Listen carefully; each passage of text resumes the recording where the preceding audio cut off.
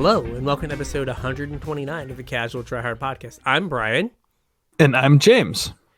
And today we're going to talk Magic Slang, some format stuff maybe, and just odds and ends. So, yeah, that should be good, right? I hope everyone's kind of digging this series. It's important for new players to know this stuff. And also it's kind of important for even seasoned players to, get refreshed or, maybe you pick up something new. That's obviously ideal, that you're not just, rehashing the same content over and over again and you learn something from it. But as we get back into stores, I think communities are going to need to rebuild, and hopefully you guys can be part of, rebuilding your store's communities, and you can use some of this content to, help some new players out. So it's nice to have a refresher sometimes where, maybe we're going to talk about slang today, Magic Slang. So maybe you already know what a bear is, but if you're playing a game of limited and you say, I'm going to play a bear, and your opponent looks at you weird, it's a good opportunity to remind you that, maybe not everybody uses the same slang, and not that you can't use it, but just, explain it to somebody, teach them, use it as a learning tool. And a lot of you were newer to the game. We're learning all of this stuff, and then we all got banished to the Shadow Realm, and weren't able to. So you got to start all over. Yeah. You're not I hope you weren't looking at your laptop being like, I summoned bear, stuff like that, practicing your slang. Significant others looking at you like, what is wrong with you? I think you're broken. Yeah. It's like, I am. Yeah. I've not gone outside in months. So if there's anything that you think we missed or you want to get at us about, you can tweet at us at CasualTryPod. Yeah, if there's specific slang that you want us to cover real quick, you can hit us up on Facebook at CasualTryHardMTG or in our email, show@CasualTryHardMTG.com. Also, if you guys have any ideas for the rest of the series, things you want cleared up or explained, or content that you wish you knew when you were a new player, or content that you are hoping new players will learn before they get into the store, you can hit us up with all that stuff also. If you're looking to pick up any singles, as usual, please use your TCG Player affiliate link, tcg.casualtryhardmtg.com. Anything you purchase after following that link into TCG Player will help keep the show going. We get a percentage of that to, fund the show. If you want to help us out a little bit more directly, you can do so at patreon.com/casualtryhardmtg. Throw a couple bucks in the pot. You get access to our show notes before the show goes live. So you get a sneak peek about what we're talking about. You also get our pre-show, which is just kind of us catching up a little bit. We don't get to talk nearly as much as we used to, so we kind of use the hour or so before the show starts to get caught up with each other. Also make sure our mics are working and nothing sounds weird. In addition, especially this summer and the last couple episodes, we're not going to talk about a whole lot of newsy stuff. We're really going to concentrate on this Playing in Paper series. We've had some pretty good feedback about it already. People seem to be liking it. And we want to give people a resource to use to, help new players out. We're kind of pushing this out to stores so they can use it as a tool to help get players into the game. So we're really going to be concentrating on this stuff this summer. So some of the newsy stuff we're talking about a little bit in the pre-show that the patrons have access to. We really don't mean to put, things behind a paywall, but unfortunately that's kind of what's happening. So we would appreciate it if you'd help us out, but also, come check out the typical newsy stuff that we normally do over in our Patreon. We are going to do a Forgotten Realms set episode next week, I believe. So you will have some new, fresh content there. But spoiler alert, I'm not super stoked for this set. So don't expect me to be all sunshines and rainbows when we go over this stuff, because I am not digging it. No. We spent a large portion of the pre-show being like, why are they doing this stuff? This is... Yeah, I don't know. And I don't mean to take away from, any of you guys that are really into it, because I know that there's a lot of really hyped people. I know for a fact there's a lot of really hyped people about this set. people that are big D&D players and are excited to see it in the game. And like if that's your thing, that's fine. It's just really, really not for me, and I'm gonna have a hard time getting excited about it, I think. Yeah. All right. So, what have we talked about thus far? So, we've gone over in the last few weeks the pros and cons and different ways to play in paper. Or to play, I guess, paper, arena, Magic Online, all that kind of stuff. And then last week, we kind of, as I put on the tweet when I sent it out, we got you like from your house to registered for your event. More or less, right? We got you. We told you what you needed to bring. We told you how to find where to go. All that some stuff. things to look out for. Yeah, so we got you kind of from your house, like registered for your tournament. Yep. And this week, one of the things we want to go over is now you're in your tournament and you're interacting with your opponent, and they are going to say weird combinations of letters that may or may not make sense. Yeah. Some strange words that Magic players use. We can call this the bleep that Magic players say. Yes. So I was workshopping the show idea, the show title. Yeah. And I just finished off. What you talk about, Wizard? That's pretty good. Yeah, that's pretty good. So there and we have a show name. We have a show name. So we're gonna go over some Magic shorthand. A lot of it comes from like early Magic cards. Yeah, early Magic cards and effects that like have just kind of become like second nature to like all Magic players. Yep. So we're gonna start off with the one near and dear to your heart. Yeah, it's Bolt. Bolt is dealing 3 damage to something, and it gets its name from the card Lightning Bolt way back in the beginning of Magic. So there's like Bolt the Bird, Bolt the Dork, Bolt your face. Just means deal 3 damage to something. Yeah. Doesn't necessarily have to come from the card Lightning Bolt. Like a lot of times I'll cast a Lightning Strike and say Bolt you, or Skewer the Critics and say Bolt you. But that's where that comes from. So it's specifically Bolt the Bird on here. So Bolt the Bird comes from like, it used to be when people would play at Birds of Paradise, you're supposed to kill the mana accelerant. So you bolt the bird or you bolt their elf or whatever. Kill on sight. So like people tried, I don't think it took off with the MDFC lands that deal 3, that you lose 3 life. Yeah, when they come into play on time.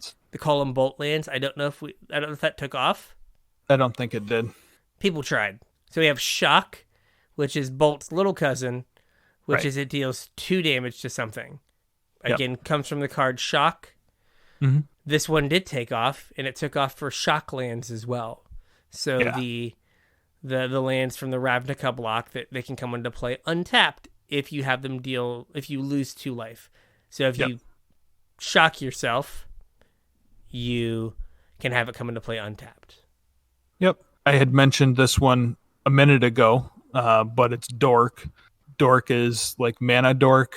It's any sort of like 1 mana accelerant, a small creature that you use to kind of ramp on mana is a dork. Yeah, so like the one you see the most on like Arena is either Llanowar Elves or Gilded Goose. Yep. Or I think the most common 1 mana ones. I guess I've seen a lot of Heritage Druids, which is like super dork. But that is it Jespera Sentinel? Yes, it's like I've weird also dork. seen quite a bit. Well, I've seen that quite a bit also. Yes, yes, it does show up a lot. It's weird because that card's so bad. I think that the Elves deck just desperately need another 1 mana elf. Yeah, they do. So like the games where they go like Jespera Sentinel into like Elvish Warcaller. Yeah. And then they tap the Warcaller and they play another 1-drop. Yeah. Like those are just so much better. So just like why it's there. All right, so Wrath, the bane of Elves decks, is any effect that destroys all creatures. Yep. So this comes from Wrath of God, which is currently in Historic. It is. And so like Day of Judgment is like the exact same card, except for it doesn't say you bury, which bury was dies and can't be regenerated. Correct. Day of Judgment just says like destroy all creatures. Destroy all creatures. So same thing with Damnation. Destroy all creatures. Yeah, so it's actually I think Damnation, they can't be regenerated either. They might not be. It might just be like a clean reprint of. Yeah, I think it's just a color shift. Yeah, of Wrath of God. So you like any effect that does this, or like so it's like, oh, they wrath my board, even if they cast like a Sweltering Suns or an Anger of the Gods or something. Like anything that just like sweeps up the board. It's a term for sweepers. Yeah, which I guess isn't on here also, but they're kind of interchangeable. Wrath, sweeper. Yeah, because it sweeps everything into the trash can. Yep. Next up, we have Mill. This was actually keyworded, but it wasn't when I initially like wrote these notes forever ago. So it's kind of weird that this one was slang that is now no longer slang. But Mill is to remove cards from the top of your library. Sometimes they go to exile, sometimes they go to the graveyard, but as long as you're like removing them from your library, that's Mill. And it comes from the card Millstone, which was way back in Antiquities, I think. And as much as we may complain about Teferi as the win con for control decks, it used to be they just played Millstone and just ran you out of cards. Yeah, what a miserable... Did you ever get to play against the deck? I probably did, or some version of it, like back in the hallway of my high school, but I don't think we ever had a list tuned that much. I was more on the Kaldorian Outpost plan. Yeah. Oh, yeah. I have certainly played against some version of the deck in my time. Actually, It's funny. I don't know if I had told you this or not, but I came across a guy that I used to play Magic with when I was in high school, like owns a game store in my hometown now. Okay. And he was the one that used to play, the blue-white control, like hard control deck, like way back in 94, 95, whenever that was. Yeah. All right. So we already talked about this one in the pre-show a little bit. Bear. It's a 2-minute 2/2. That's it. And it comes from Grizzly Bear. Now, the term bear has gotten expanded. Memified? Yeah, memified, expanded a little bit. Like, typically, it's just a 2-mana vanilla 2/2. Like, vanilla meaning, like, has no, like, keywords on it. Mm-hmm. Right? But I think they really stopped printing 2-mana creatures that don't have keywords on them. Yeah, now like the bare minimum you get a bare minimum. You see what I did there? Yeah, it's very good. The bare minimum you get's like a 2-mana 2/2 with like vigilance or something. Yeah, I was gonna say vigilance something. Or like lifelink when it's your turn or some crap, right? Yeah. But basically, all 2-mana 2/2s get lumped into like the bear category. Yeah. In the same vein, we also have Squire, which is a 2-mana 1/2. And comes from the card Squire. Yeah, card's not very good now. I don't know if it was ever good. Very bad. Yeah, it wasn't ever good. Okay. Ping is the ability to deal 1 damage to something somehow, some way. From a creature activation, from a planeswalker activation, whatever. Typically, it's something that's repeatable as well. Yeah. Like you can do it every turn, or like something triggers it multiple times. That's a ping. Whereas... It Lava Dart, just like that's what the spell does, is just 1 damage, right? Yeah, no one ever says like ping your thing when you get Lava Darted. Right. Because like ping is usually an ability of something. It's not typically a spell. Yeah, so I think that like, gosh, I feel like we came to some of this slang like 20 years ago on accident. Mm-hmm. Right? Like, because I could remember maybe, 25 years ago now, right? Like, I feel like I said, like, I'll ping your thing with, like, a Prodigal Sorcerer, like, in the hallway of my high school. Yeah. Right? Like, maybe it's just something that, like, we just all came to. Yeah, I don't, like, I know Tim came from Monty Python's skit, I think. Yeah. But I don't remember where ping came from. Yeah, but it might have just been something that, like, felt like it made sense to us back in the day. Like, oh, I'm going to ping that. Yeah. And then it just stuck. I mean... Hey, like, the Magic community worked hard enough when we got mill as a keyword. Some of these might be, might get there at some point. Maybe. Couldn't you see, like, tap, ping target creature? Something. Yeah. Ping any target? Yeah, ping any target. Yeah. All right, next up, what do we got? Wheel. So this is in like wheel effect. It's to discard your hand and draw. Like depending on the card, like the amount of draw varies. But this comes from Wheel of Fortune, a card way back from Alpha that was 2 and a red. All players discard their hand and draw 7 cards. So that's a wheel where you take your hand, you discard it. I guess technically you could do other things with it too, but whenever you get rid of your hand and draw, cards back to fill your hand up is a wheel effect. So, fun fact, I had to make sure I had my facts right because I've heard different things.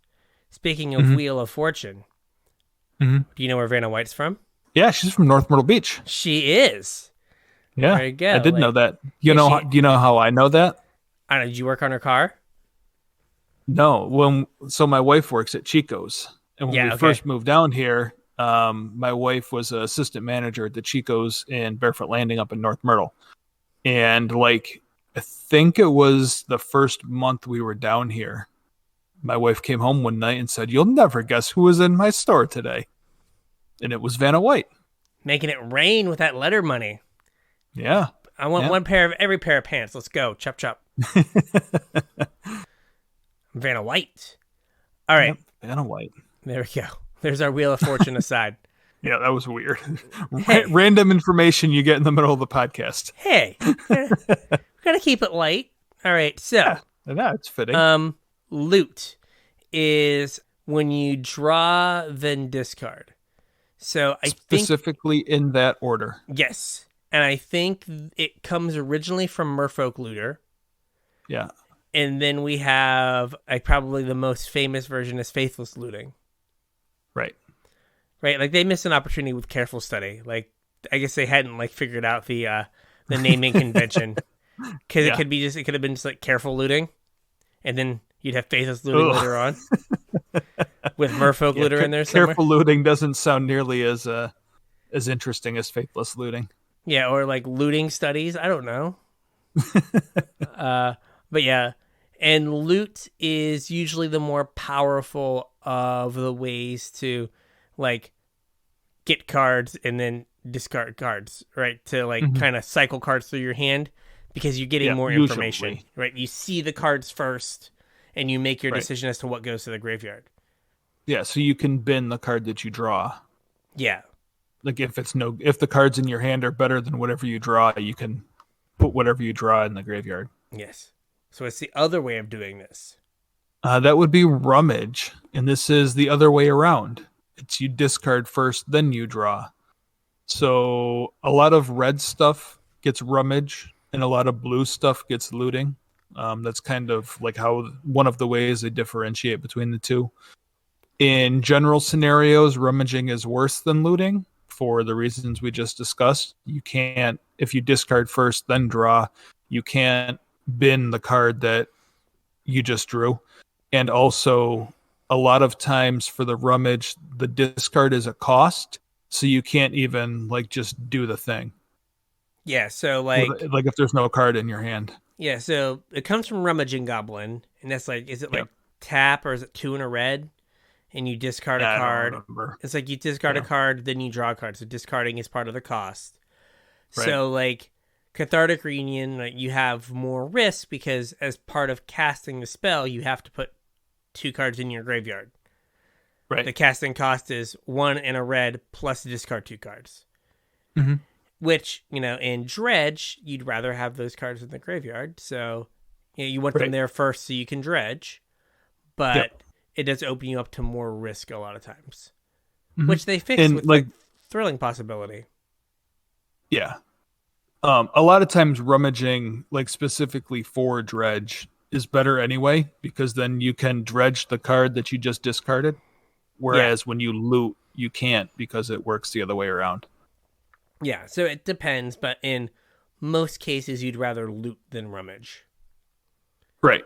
Unless you're specifically dredge. Yeah, if you were in a draft and there was 1 in a red, discard 2, draw 2, and then 1 in the red, draw 2, discard 2, you'd rather take the second one. 100% of the time. All right. So, bounce is when you return something to hand, you bounce it off the battlefield and into their hand. This probably could have been called boomerang, but Yeah, I was just gonna say I don't know why like this ended up as bounce instead of boomerang. Probably because boomerang's harder to say. Probably. Yeah. He's like, I'm gonna. So it's just bounce. I'm gonna boomer. No, we're just gonna bounce it. He's like, okay, cool. Okay, boomer. Yeah. There we go. Okay, boomer. That's right. I can't say boomerang, so I gotta say bounce. Next up, we have crack, and this this is a term referring to things that self-sacrifice. Specifically fetch lands, like in Modern. You crack your fetch land. You can crack an Evolving Wilds the same way, where it sacrifices to itself, and then you like get an effect out of it. Can you think of anything else that you crack? You will like crack a Tormod's Crypt. You can. Anything like that. Like, okay, I'll crack my Tormod's Crypt or Relic, or sometimes crack gets also moved together with pop. Like, I'll pop my Tormod's Crypt. I'll pop my Relic. But you don't pop a fetch land though. You don't pop a fetch land. This is true. Yeah. Like, I think a lot of artifacts that have a cost sometimes get popped. They don't always get cracked, but like lands always get cracked. Like fetch lands. Yeah, that's weird. I hadn't actually thought of that until just now. And pop's not on here, but yeah, pop is, or blow. Like you can blow something up too. Yeah, I'll blow my Relic here or whatever. Right. Yeah. So yeah, there's a lot of slang, man, and I'm sure there's a lot of slang. I'm sure it's regional. I'm sure if we played like Magic in California, we'd hear some like different slang than over here. But I'm sure like with the internet, it started to like homogenize. Yeah. So in our pre-show today, we talked about a version of this next card. That's an egg. Egg is typically an artifact that doesn't have a whole lot of things that it does, but either when it enters the battlefield or when it dies, it will draw you a card. So it's just an artifact that exists and draws you a card. This next card, or next type of card or word, came up in the pre-show. Yeah. And so far it's been a failure. And that's cantrip. So what's a cantrip? It's a cheap spell that draws you a card. And this is I learned the first time we did this show, it's a D&D reference to like one of the earliest spells like a wizard learns. Yep. Because like cantrips. It's just a simple spell, doesn't really have much effect. Yeah. But cantrips, it's like, it just draws you a card. Now we've learned over the years that like 1 mana draw card is busted. Yeah, very, close very good. to it. But so far in the D&D theme set, they haven't printed a card called Cantrip. Which is probably for the best. I don't know, like you could make it bad opt. Like just like blue sorcery. Like draw a card. Yeah, but like at that point, I mean, I guess it fits with the whole rest of the set, but at that point you're just making a bad card for the sake of making a bad card. I mean, isn't that like half the cards in the set? Yeah, it is. It's like, we have to have a card that says these words from D&D on it. Make a hamster. Make a hamster. People like boo, we need to give them boo. Yeah. Like, okay. I have no idea. Yeah. So whatever. Anyway. Anyway, you can tell that like we are hyped for the D&D set. Yeah. This product's hyped for us. I did not say that. I'm pretty sure I said this product is not for me. I was hoping they got my sarcasm.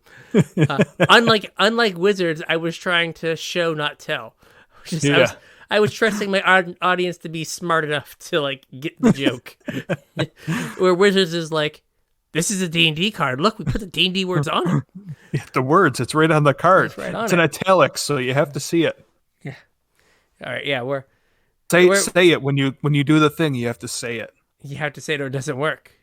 Yeah. Did you ever, more random tangents, do you ever see like the video of like the LARP guy? I think I've shown it to you.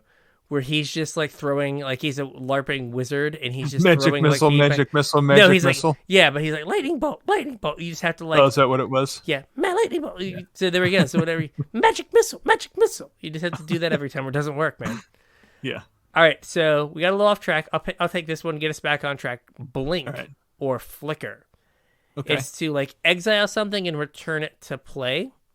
Yeah. Blink is from momentary blink, which is it exiles and then immediately comes back. So it just lets you recycle your ETB trigger or like make it so it's a new game object. So if it's being targeted by a removal spell, you can blink your creature and it goes away. Right. Flicker is similar, but I think sometimes they get like interchanged, but I think flicker is usually something that's like a longer term time in exile, because like flicker wisp, it goes away till the end of the next turn. Yep. So yeah, I agree. I do believe that is the difference between the two, and that is definitely where the two terms come from. But I also know people that kind of use them interchangeably. Yeah. So your mileage may vary there. Yeah. Next up, we have chump, as in like a chump block. Chump blocking is like throwing somebody under the bus. You throw a creature in front of an attacker that you know is going to die just to soak up some damage. Typically, it's not a great situation to be in, so you're chump block. Imagine you had a 10-10 word 20 haste guy. Just put a 1-1 in front of him. He's like, oh, okay, I'm stopping. Can't get past that. Can't get past that. We're good. Yeah. Right. Oftentimes, you're a human from Lovestruck Beast gets in his way. Yeah, usually it is something that is like usually end up chumping something that's like really big. Like, oh man, this is a 10-10. I just have to throw something in front of it. So it's something of like low value. Or you're like, oh, if this 2-2 connects, I die. I guess I have to put my 1-2 in front of it. Yep. So those are kind of the two like reasons that you end up chump blocking. Yeah, it used to be the case that chump blocking happened a lot more in limited than in constructed play. It's not a great situation to be in when you're having a chump block, and like that sort of combat seemed to happen more often in limited, whereas like nowadays I think it happens pretty regularly, like across formats. Yeah, because things get real big real fast. Yeah, a mana sink is a place to spend extra mana so it doesn't go to waste. So this is oftentimes like for limited, it ends up being a lot of times like big activated ability. So like a lot of sets will have like invokers are usually the card type where it's like, hey, I'm a bear, right? I'm a 2 mana 2/2, but I also happen to have like 8 and a green. Target creature gets +3/+3 and trample. Yeah. And so it's so that late in the game, you can just be like, oh, I have 9 mana. Windshield wiper tap, just take everything and turn it sideways. And like just take your forearm and just tap them all. And then you can activate that ability.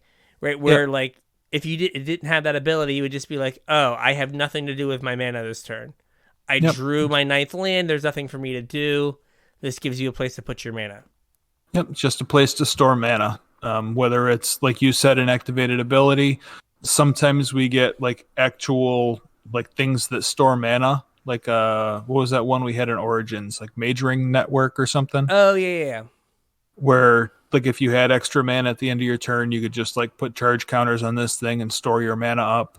Sometimes it's like other abilities, maybe not necessarily, 9 mana worth for whatever limited creature you're playing, but even something as simple as like Scavenging Ooze, single green mana to exile something from a graveyard. If it's a creature, it gets a counter and you gain a life. Like if you got a couple green mana left over at the end of your turn, you might as well, start chomping on your opponent's graveyard, just like on the off chance they have some graveyard shenanigans. Yeah, that it matters. Yep. Right. It's just so a way to not. Sink. Yeah, it's just a way to not lose access to your mana, because like we've talked about like mana spoils. Just because you didn't use your mana this turn doesn't mean you get more mana next turn. So it's just making sure you're always as mana efficient as possible. Yep. Then we have Crackback.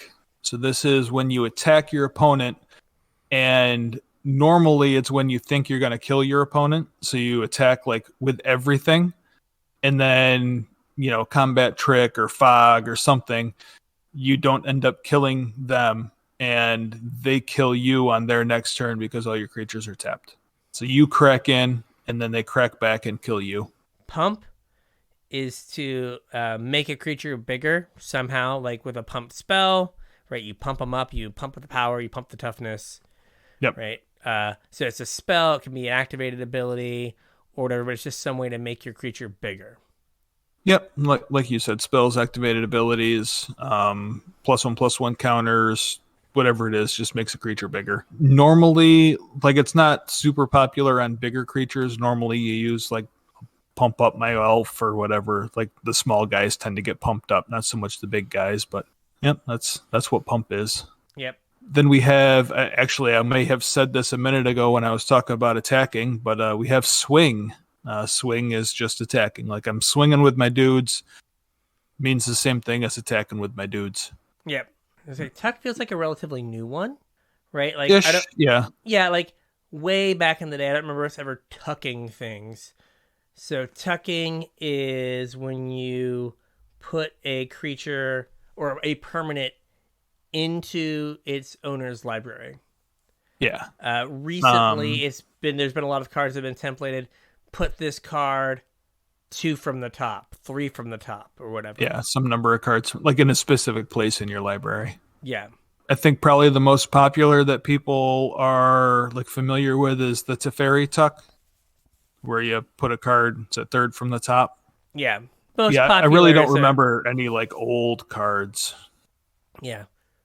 Most popular is an interesting phrase for the Teferi Tuck. Well, the most popular. Well, yeah. Okay, so most common, like yes. the one that I think people would recognize is what the was Teferi Tuck. Burying Books? Tuck the card. Yep. In the last format. Yeah, I kind of liked that card too. That card treated card was me really well. good. Speaking of which, we should have new emails soon, right? New emails? Oh yeah, about from how Wizards telling us like what we drafted. Yeah. I drafted a lot of copies of that card. Yeah, Buried in Books was great. Like, oh, you made a 10/10 token? No, you didn't. Yeah. No, you didn't. Sweet. Tuck that. Yeah. Ramp is to get ahead on mana somehow. So often it's with a mana dork, like we talked about before, or a ramp spell. Like typically this kind of comes from like Rampant Growth spells, a spell that would let you search your deck. Get a land. Search your deck for a land and put it onto the battlefield. Yeah. Oftentimes they're tapped, sometimes they're not. Cultivate is a ramp spell. Like Explore and Growth Spiral. Growth Spiral. They are ramp spells, but not in the like traditional way of thinking of ramp spells where it was like, I'm going to go pull a land out of my deck and put it onto the battlefield. They're like ramp only if you have a land in your hand after they resolve. Yeah, I mean, the nice part about those two spells in particular is that like they let you draw a card, so you have a little bit better chance of having a land in your hand. Or if you already have a land in your hand, it gives you more of an opportunity to draw action. Yeah. Right, because imagine a situation you're on turn 2 and you have 2 lands in your hand where you're like, okay, my next land drop's rolled up. Now I'm going to play this spell, and maybe I draw the 4-drop that I want to play on turn 3. Yep. Where like a Rampant Growth, you know you're just getting a land with that card. It's never going to get you your 4-drop. Mm-hmm. So they're a little different, but pretty much the same. Ooh, spin. Yeah, this one's all you, buddy. Spin. Your favorite thing to do. The wheel, kind of. So it's in basically like kind of doing something to that is like kind of random to hopefully get an advantage. So like sometimes you sometimes is getting, I've heard the phrase spin it to win it. Yeah. Come up where like Burning Inquiry, which is 1 red, both players draw 3, then discard 3. Mm-hmm. Like you're playing a spell that just kind of is, you're spinning the wheel, right? You're hoping that like you discard things for value or that you just improve your hand, but you don't have a lot of control over it. Yeah, it kind of refers to a game show where you're doing something and hoping that variance is going to be on your side. Yeah. There's also spinning your wheels, which is different. Oh, that is very different, yeah. Spinning your wheels is sometimes taking game actions, or it is like taking game actions that don't really advance the board or the Yeah, they game at don't all. do anything. A lot of times, like, you'll see like decks with a lot of cantrips will spin their wheels. Will be like, okay, I'll cast a cantrip. Then next turn I'll Yeah. cast 2 cantrips. Now next turn I'll cast 3 cantrips.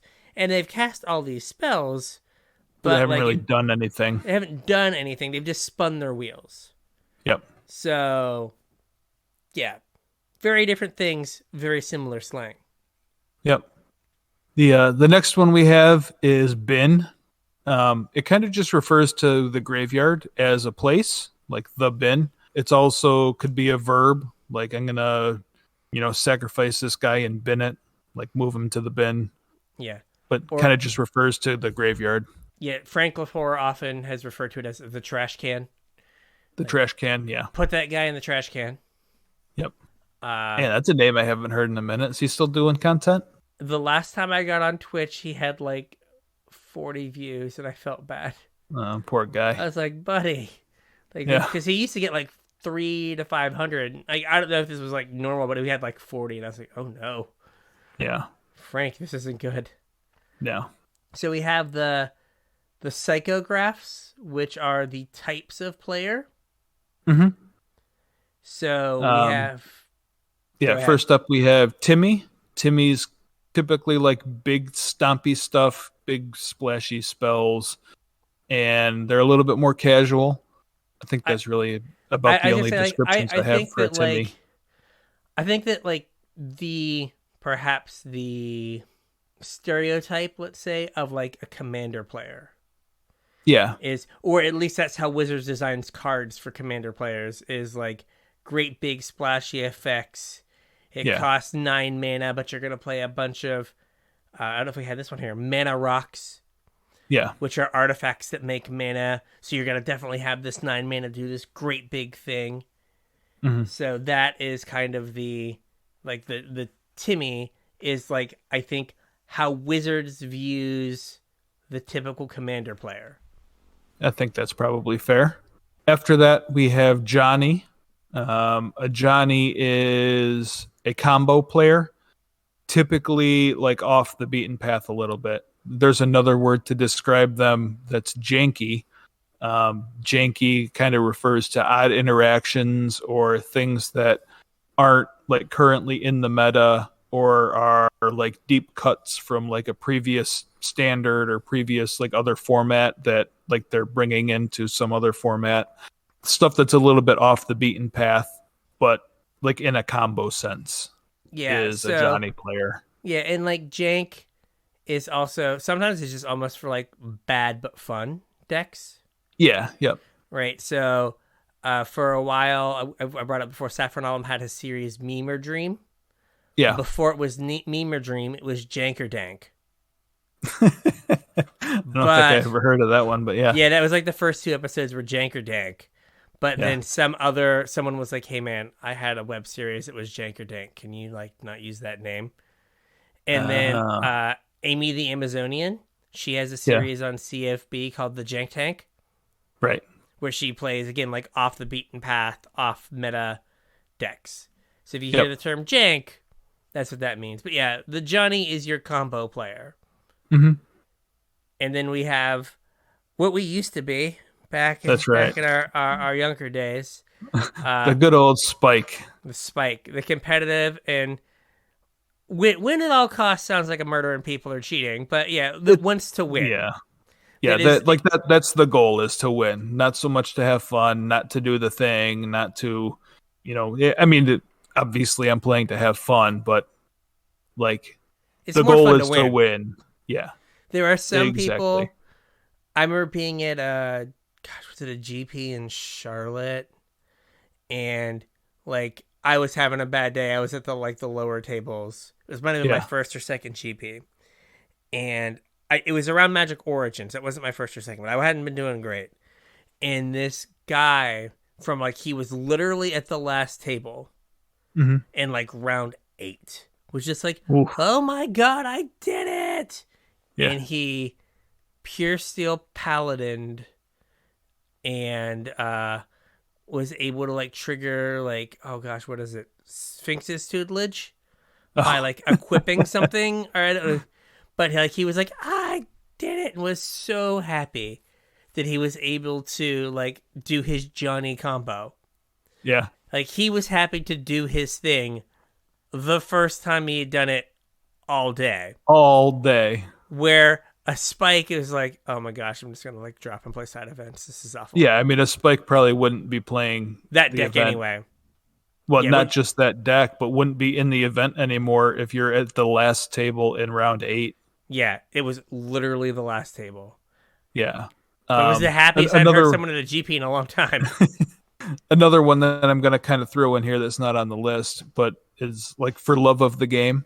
And that's kind of when you're playing in a big event and you know you're outside of making the cut, but you play another round anyway. You're basically playing like for no stakes. So the only reason you're playing is because you like the game. All right, so this next one is one I made up that you can tailor to your locale. Okay. And it was the Carowinds bracket. Oh so, yeah. It's related to the love of the game, which is the cut for GP used to be like you have to go 7-2. Yeah. Right. And so when you got to like X2, I would say, oh, you're in the Carowinds bracket because Carowinds is a amusement park just outside of Charlotte. Yeah. And once you picked up your third loss, you were safe to drop and just go to Carowinds. Go to Carowinds. So it's like, oh yeah, I'm in the Carowinds bracket now. Yeah. So and then like once you have lost in the Carowinds bracket, that's when you're officially in the love of the game bracket. That's right. So I don't know, like so if you're at a GP, if those ever exist again in Orlando, you can be like, yeah, I'm in the Disney bracket right now. In the Universal bracket. Yeah, I'm in the Universal bracket. Like, oh man, I'm in the Universes Beyond bracket. Not that. What is the Star Wars place called? It's at Hollywood Galaxy's Studios. Edge.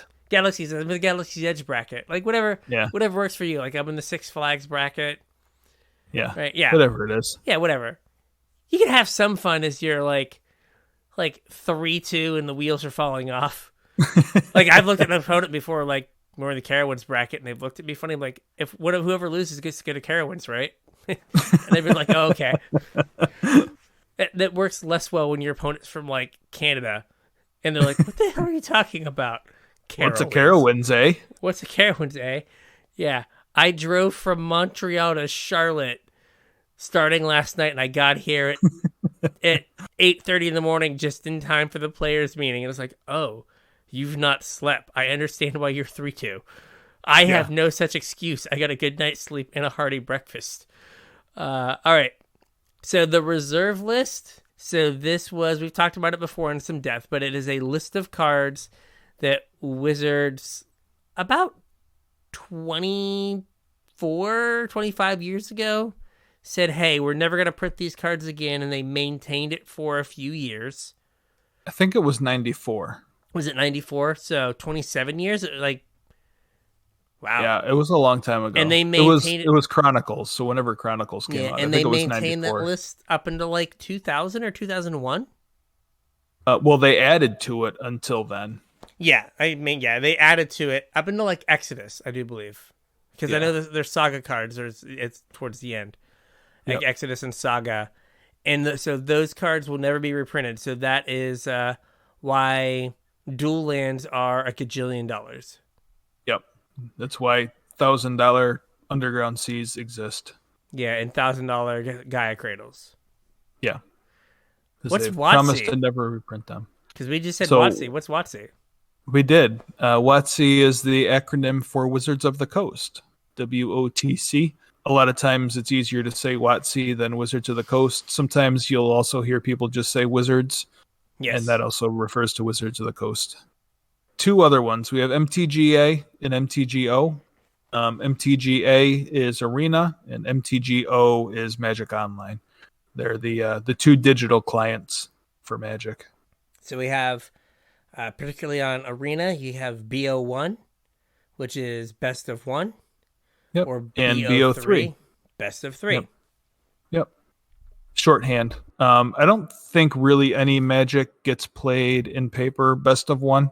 Wizards tried to push that for a minute, but I don't think anybody ever actually did it. So basically, all paper Magic is best of 3. Yeah. Also, like, I don't think actual humans say they say BO1 and BO3. I think that's almost Yeah, it's just like typically just a typing typed thing. out.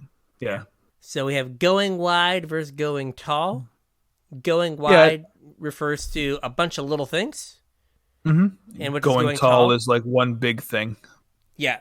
These like weren't actually on our original version of this show when we did it. They were in like a different section, and there's kind of more to both of these than we're going to provide here, but I figured that it's worth including in the slang because you will, occasionally in between rounds, you'll hear somebody talk about their limited deck going wide or whatever. So it's kind of important just to know for slang, but just keep in mind that at some point when we start talking about like archetypes and stuff, you'll probably hear us delve into these a little bit more. So we have going over versus going under. Going over is kind of your, see if I get it right here, your Timmy approach, right? Where you're trying to doing the big thing. You're trying to do the big thing, and oftentimes it invalidates what your opponent had done previously. So It doesn't matter what they did. You did something so big, you went over the top of them and kind of crushed them. Yeah, so like when you Emergent Ultimatum and get like Elrond's Epiphany and, whatever else you're getting from your pile, and whatever you did that turn is leaps and bounds above whatever your opponent did for the previous 4 turns. Yeah. You just went way over them. The problem is when that happens on like turn 4 in Historic, and you're like, yeah, this isn't how things are supposed to be. Yeah. But thank you. And then you have going under, which is usually small aggressive creatures, and you're trying to get your opponent dead before they have a chance to get set up. So you're going before under they can go over you. Yeah. So before they can get their defenses set up, you've gone under them with small, less powerful things. Yep. But you were able to beat them before they could like stabilize. Right. And the last one we have is tilt. That's when you let like a bad play or a mistake or bad luck influence your mood and or your future play. So like if you make a play mistake and like, lose a game because of it, you get tilted, and like it can affect your next round or whatever. Sometimes you get tilted so bad that you just drop from an event. Yeah. Tilt like comes from poker. So you'll like hear, if you've ever watched like poker coverage, which I think we all did back in the early 2000s, that was the thing to do, like playing on tilt. Like, something went wrong, and then like you mess up your next 2 or 3 hands because you're still dwelling on that previous mistake. Right. All right. So we have the color pie. Yeah, this should go pretty quick here. I know a couple times on Discord we have answered this question because people didn't know what the terminology was. And I think we included it in an episode at least once because people were asking about it. So real quick rundown. All of the combinations of colors other than the 4 color combinations have like official names to them. So we abbreviate the single colors: W for white, U for blue, B for black, R for red, and G for green. Put it all together and you get Wooburg. Wooburg. Yep. That's the last one. Yeah. So we have 10 color pairs to start with. These are typically named after the guilds from Ravnica, although, like, I guess technically 5 of them you could name after the schools from Strixhaven, but which I hate. Yeah, I think most people just call them after their Ravnica names. So the first one we have is Azorius. Azorius is blue-white. And then we have Boros, which is white-red. Dimir, which is blue-black. Golgari, which is black-green. Gruul, which is red-green. Izzet, blue-red. Orzhov, white-black. Rakdos, black-red. Selesnya, white-green, and Simic, that's blue-green. Yeah. So people have, like, with Strixhaven out, people have been like, oh, it's a Lorehold aggro deck. It's like, no, it's Boros. Calm down. Yeah, Like, it's just Boros. Stop trying to make fetch happen. Just stop. Yeah. It is certainly Simic instead of Quandrix. Yes. His Quandrix rolls off the tongue. Yeah. Silver Quill. All right. So then we have the old 3-color combinations. So these are the shards.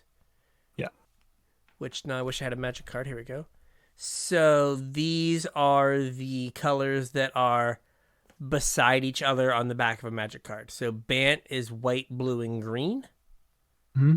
Right. Esper is white, blue, and black. Grixis is blue, black, and red. And Jund is black, red, and green. Yeah. And I guess, Naya is white, red, and green. There we go. Yeah, I guess I forgot to talk about that. If you guys look at the back of a magic card, there's like the 5 colors in the center, like in the shape of a star on the back there. We also didn't talk about allied and enemy color pairs.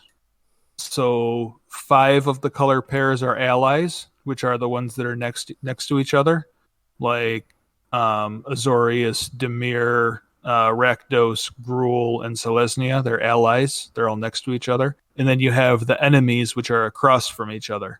So if you look at the back of a magic card, like the white and the red are across from each other. So they're the enemy ones. That's Boros, Orzhov, Simic, and Izzet are all enemy pairs.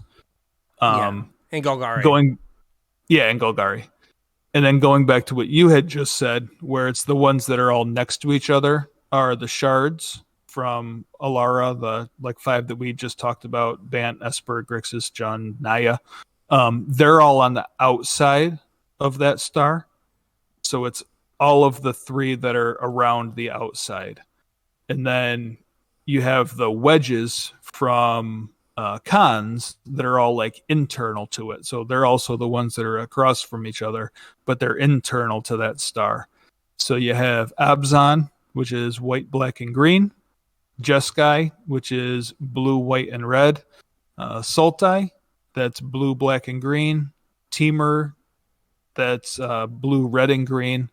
And like Sultai and Temur, a lot of times you'll hear referred to as bug and rug also, because that's literally like the combination of the colors. But that's a lot of times that's older players that call things bug and rug, because for a long time we didn't have names for these. Yeah, so like, was it 2014 is when Khans came out?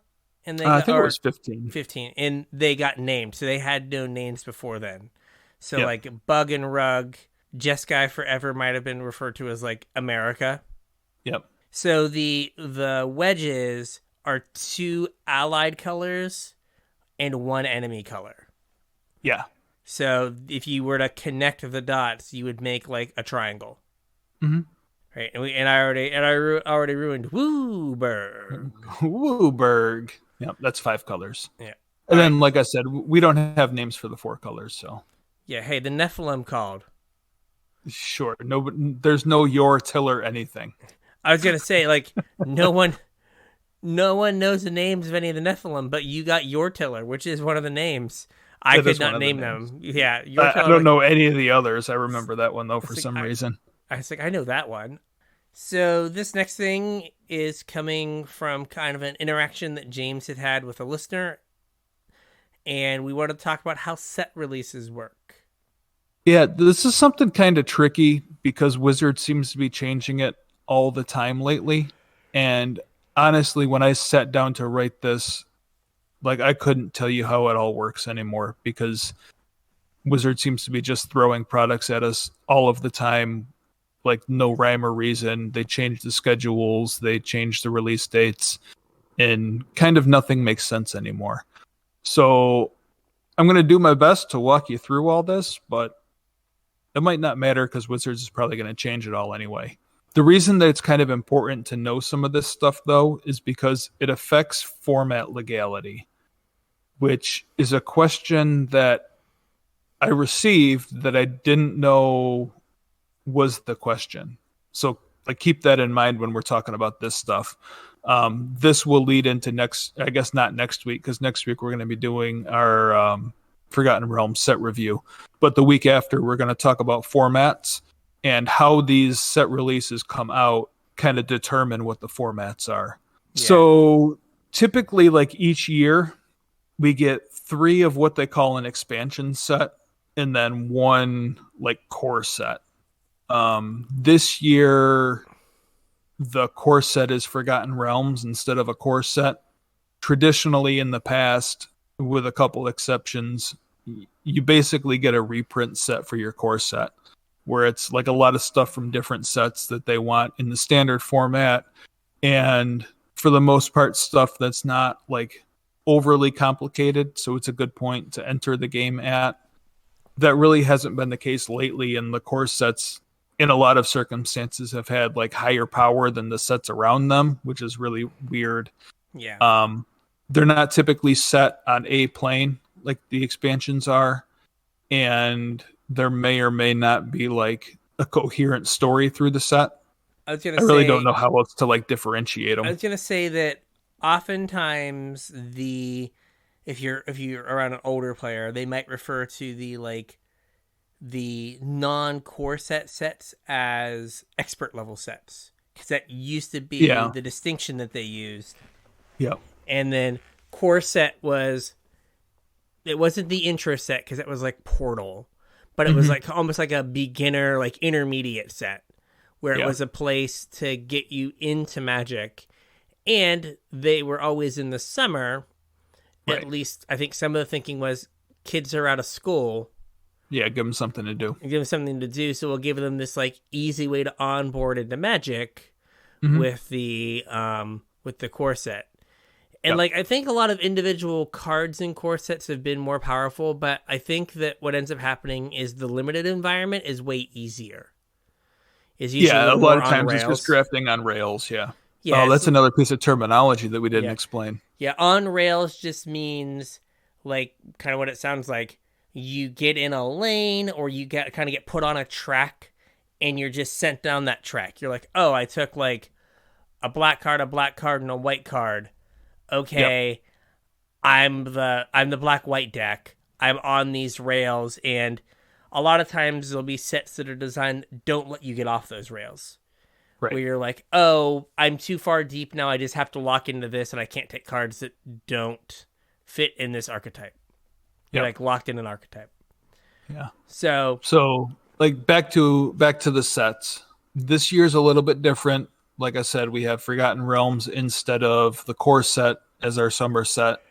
And we have 2 sets this fall instead of 1 for Innistrad. For whatever reason, we're having 2 fall sets, which I still don't understand. But so typically, like that is what they refer to as like the standard legal releases are your 3 expansion sets in your core set, even though this year we have 4 expansion sets and a not core set. But those are like the normal releases or the standard legal releases. The last thing that I wanted to mention under these like standard legal expansion sets or regular release sets is that these sets change format legality. So when these sets come out, they are added to every format. They are added to standard, they are added to pioneer, they're added to historic, they're added to modern, they're added to legacy, they're added to vintage, they're added to commander. They're basically added to every constructed format when they come out, which is a little bit different from the next sets that we're going to talk about, which are the ancillary sets. Roundabout, we've been getting like 1 reprint set and 1 new set each year. Like this year we got Time Spiral as a reprint set, and we got Modern Horizons 2 as like a quasi new set, even though there were some reprints in it. Like last year we got Mystery Boosters and kind of Jumpstart as reprint sets, and we got, what did we get as our new set last year? Hey, Commander Legends called, and they want you to respect them. Yeah, Commander Legends was our new set last year. Yeah. So, like, these sets are kind of outside of normal release. That's why they call them like ancillary. But they only change some format legalities. They aren't added to standard. They aren't added to Brawl. They aren't added to Pioneer. The Modern Horizons ones specifically are added to Modern, but typically these sets wouldn't be added to Modern. So that's also kind of strange. Yeah, so if it's a But Modern Horizon set, it goes into Modern, but if it's Commander Legends or Jumpstart, right, it only impacts Legacy. So unless it has the Modern Horizons branding, right, it doesn't impact Modern. right. There's kind of a distinction that we'll get into in our next like portion of this series, where there's what they call eternal formats and like non-eternal formats. And eternal formats are the ones that like every card ever gets added to. So like Legacy and Vintage and Commander, I guess, are eternal formats where no matter where the card was printed, it's always added to that format. And things like Modern and Pioneer are not technically eternal, where it's not every card ever. So somewhere, the professor of Tulare Community College is saying Pauper's an eternal format. Oh, Pauper is an eternal format. That's a good one. Yeah, Yeah, so you are correct. Is commons printed anywhere except for the ones that are totally busted, which there's like Right. two every ancillary set. It seems that way. Yeah. The next section are kind of everything that I lumped under precons. And the reason I lumped all of this other stuff under precons is that they are all technically pre-constructed. For the most part, barring like the occasional random card that's thrown in.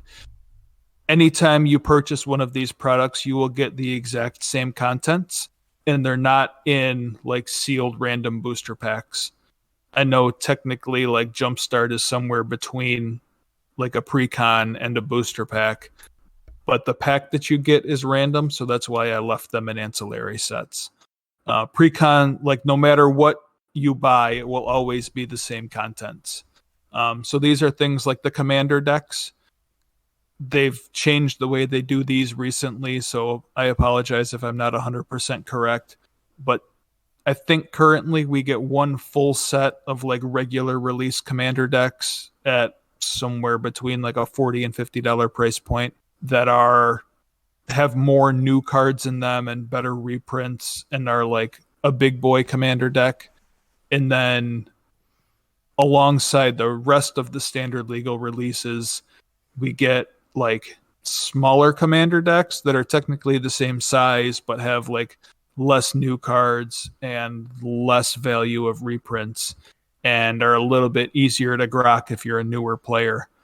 And usually we get like one or two of those with like a regular set release that's not tied to the set that the big set release comes out at. Yeah, so like the smaller Commander decks are typically tied to the plane that is releasing.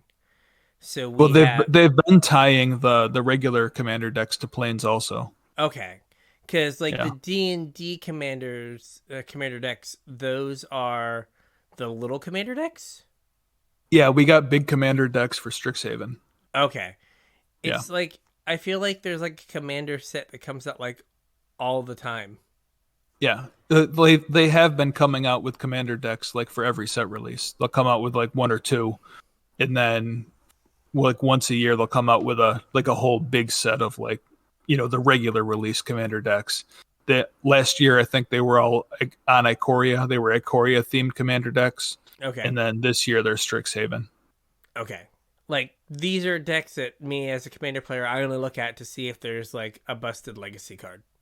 Is typically how I interact with them, but sometimes there's good reprints in them. Yeah. Stuff that sees play, but yeah, like True Name Nemesis is an example of a card that like is a staple of the format that you could only get through a Commander deck. We talked in the pre-show. Angie's Ravager. Yep. Is a to the Commander 2019 pre-con card. I got my 2 Worm Coils from buying 2 Duretti Spaghetti. There you go. Decks. Yeah. Yep. All right, so here, more box sets, and this is where we have Secret Layers slotted in. Yeah. These kind of come out whenever Wizards of the Coast feels like it. They will never change format legality. They were only to get additional copies of a card in circulation. And like I said, they come out whenever Wizards feels like it. There's no set release pattern for them, I don't think. Yeah, they have Also, okay. go ahead. No, go ahead. They have increased the amount of time that the secret layers are available. They started out with like just a week in like the most recent like 6 drops or something, or were like available for like 6 weeks or 2 months or something. Yeah, way longer time. Yeah. And then these box sets also include like the random products that they've come out with. Like last year they had the Commander Collection Green, which was just some green Commander cards. We were doing the Planeswalker spell books for a little while, which are just kind of like, 10 cards. We also used to get the From the Vaults, like they would be in this category. None of these things change format legality either. None of them, I don't believe, are new cards. I'm pretty sure like all of these box set type things have all been reprints. Yeah. So none of them are changing format legality. Basically, they're just, you can think of it as skins or just pimped out versions of cards that already exist. Yep. Sometimes they're cheaper ways to obtain a card too. Like if you had bought Bitter Blossom Dream Secret Lair, like you could buy that drop for cheaper than you could buy a Bitter Blossom for. Oh, there is one other thing to mention with the box sets.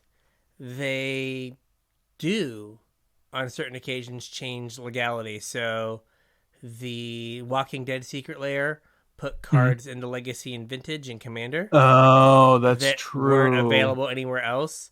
And some of the like Universes Beyond stuff going forward might change format legalities as well if they continue to introduce mechanically unique cards, which they've said they're going to do.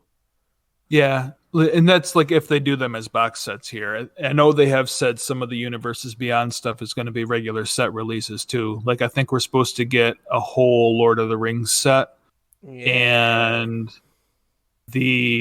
was the 40K one just Commander decks? I think they're supposed to be Commander decks, but I thought they said for sure there was going to be a secret layer with mechanically unique cards. With like we're getting Stranger Things, right? Oh yeah, that was it. Stranger Things. Yeah. Yeah. So weird. So for the most part, the box sets don't change.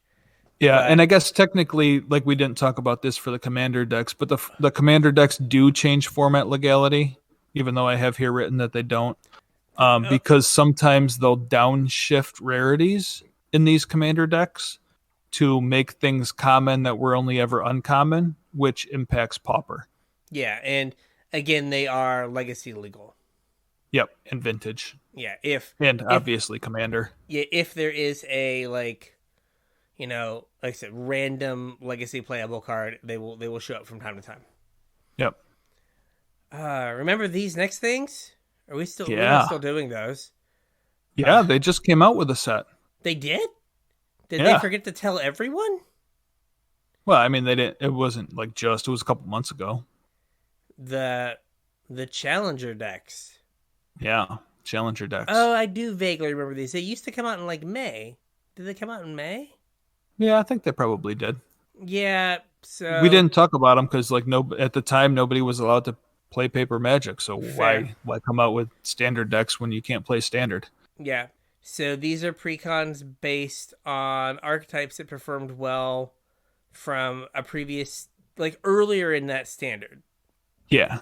Right. So typically it's the stuff that did well in the fall set Pro Tour will get turned into almost like a budget version of that deck. Yeah. And then that will become the precon. So like if it had like 4 of a rare in it, you might get like 2 of that rare and then some uncommon that like is 60% did something of similar. That. Yeah, 60% of that rare. Yeah. You're like, oh, this does some of the same stuff. Yep. So and these also don't change any format legalities. Yeah, they're just basically reprinting cards that are currently in standard. Usually the big drawback to them is they come out in, March, April, May, Yeah. and a lot of the cards will rotate in the fall. Right. Out of So, standard. yeah. So if you have if it's a good entry point to get most of a standard deck, but that standard deck's only going to be useful for you for like 4 months. Yep. And could be outmoded by Throne of Eldraine. Yeah.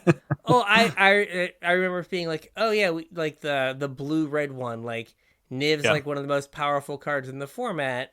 Like you can't go wrong buying this. Like I can't imagine them printing a like more powerful cards than Niv, and then like no one played Niv anymore. Right. And it was like, oh, oops. Like I thought that card was gonna be around for like 18 months, and it was like, I'm here for like 2 more weeks, and then no one's gonna cast me again. It's like, Let me introduce you to Oko. Yes, and Elk. Yep. Okay. No. I don't get to draw a card. I didn't even get to draw a card off of him. No. Right. Elk. Yeah.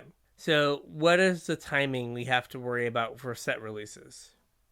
So typically we get like a winter standard legal expansion set.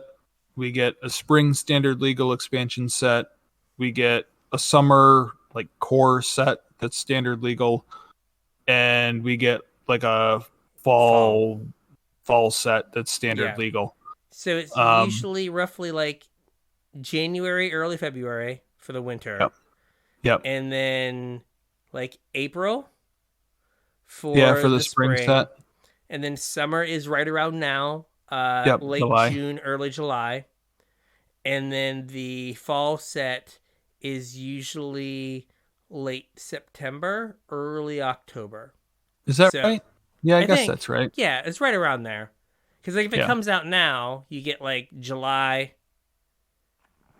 through like all of July, August, September, and then it's like right at the beginning of October, middle of October is when it comes out, something like that. So usually for these sets, we'll get like 2-ish weeks of spoilers, and then right after spoilers are done, we'll get the digital release on Magic Online and Arena. And then the following weekend, we will get the pre-release. And then the week after that will be the actual release. For like card legality wise, for these sets, when the cards are released online, they're legal as soon as they're online, but only for online. In paper, the cards aren't actually legal for play until the actual release, which is the week after the pre-release. Yeah, so like which seems like all of this needs to change though. Because like there aren't paper sets anymore, and they didn't used to release things 2 weeks early online. Yeah, so like the D&D set releases online, I think this Thursday. Yeah. And like when is the actual set release? It's the is pre-release this weekend? No, right? It's the following. No, pre-release is next weekend. And then there's release week. So yeah, it's like 2 weeks of like which, we've talked about before how quickly things get churned through on Arena. Like the format will be long solved by the time you actually get physical cards in your hand. Yeah. And I'm assuming the format's just going to be like play your cards from Eldraine. It'll be fine. Probably. It'll be okay. Just play these cards from Eldraine. Like, okay. Yeah. Cool. I definitely don't think they're going to print a better Bone Crusher Giant. No, I don't. But hey, we have Boo, who dies the Bone Crusher Giant. That's right.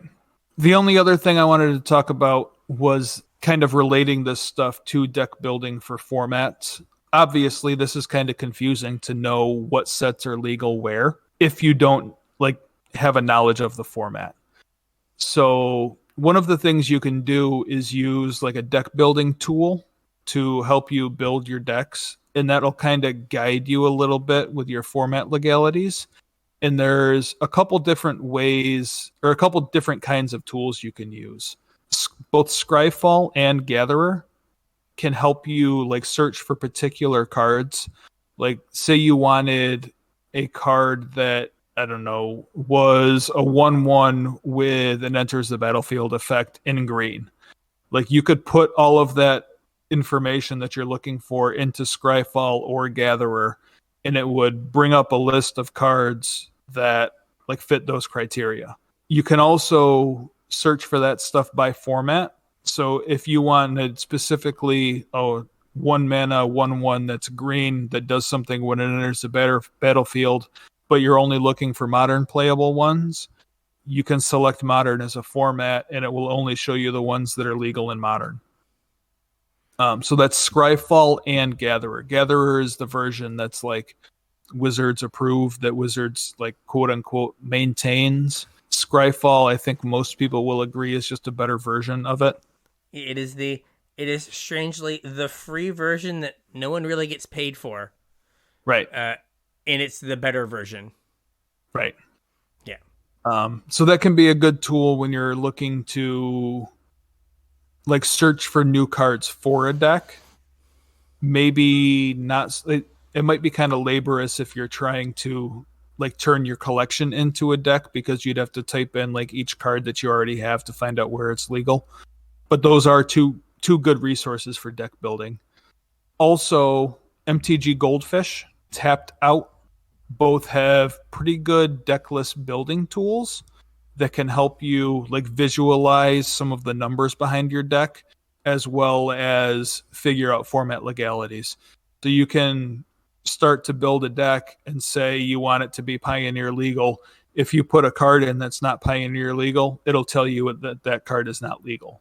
And like I said, both of these will do some of the math, like heavy lifting for you. Like they'll calculate your mana curve, and sometimes I'm pretty sure that they both have tools for like building a mana base, and kind of guide you through the process a little bit. But they're good ways to visualize like building a deck without having to like dig all the cards out of your collection. Yeah. And then like the third category of tools doesn't really have anything to do with like looking the cards up or determining format legality or like building your actual deck from your collection. But MTG Goldfish and MTG Top 8 kind of compile tournament results from all over the place and will like feed you top performing deck lists for a given format. So if I want to see like how Modern Horizons is shaking up Modern, I can go over to MTG Goldfish, bring up like the latest 4 events and see what all the top performing decks are. So I can kind of see what's in those decks and what cards I might want to be picking up out of these sets. Yeah, I mean, so just in Discord this weekend, someone was asking about Urza's Saga, and I was able to go to MTG Top 8 and look at the last 2 weeks of Modern results, and it showed what were the 10 most played cards in the format.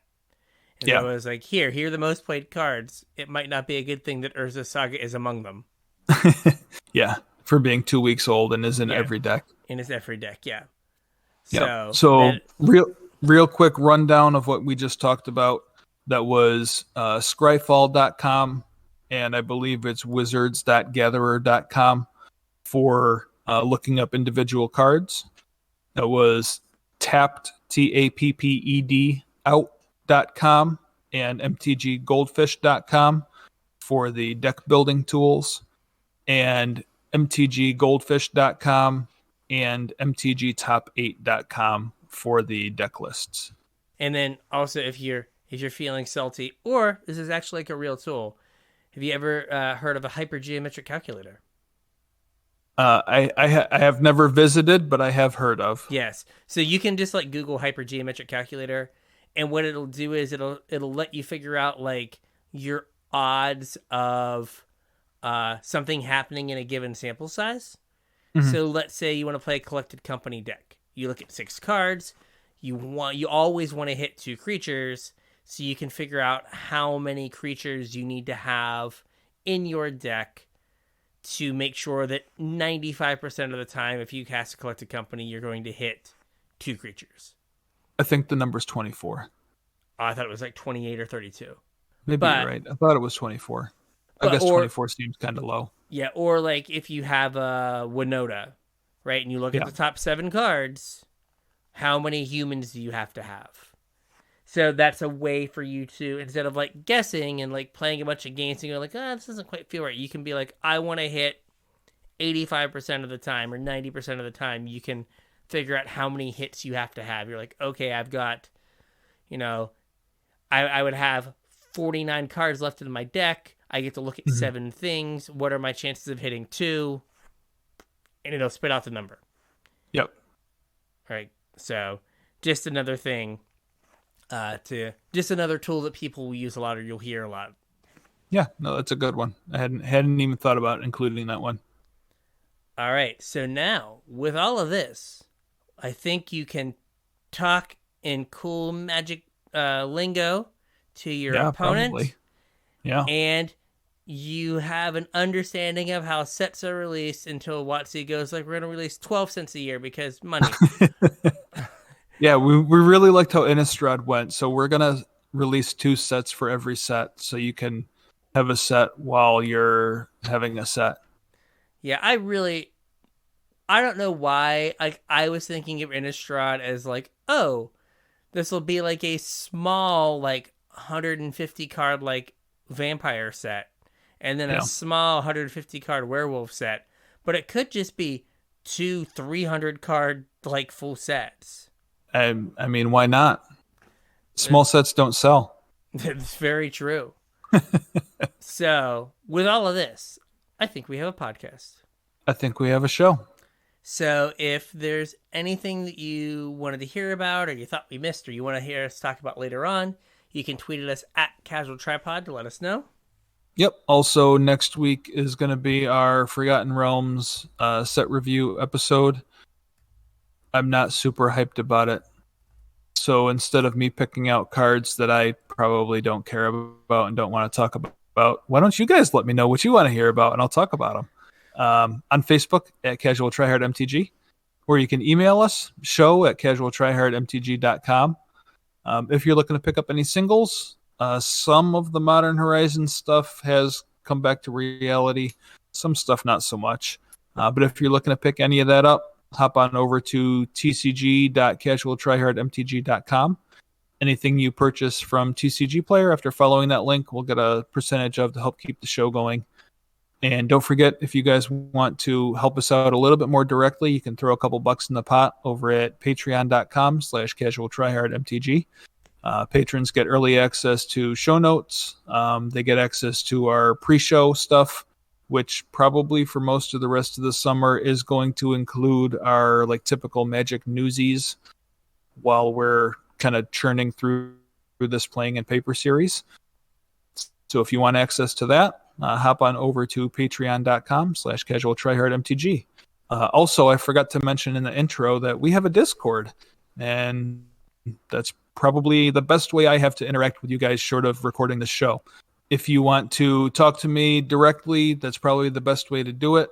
I answer a whole bunch of questions on there. We have, pretty good conversations. There should be a link in the description. There's a link on all of our social media. If you can't get in there through the link, let me know and I will send you a link to invite you on in. You got anything else? Nope. So with that, we will catch you at F&M. We'll catch you at F&M.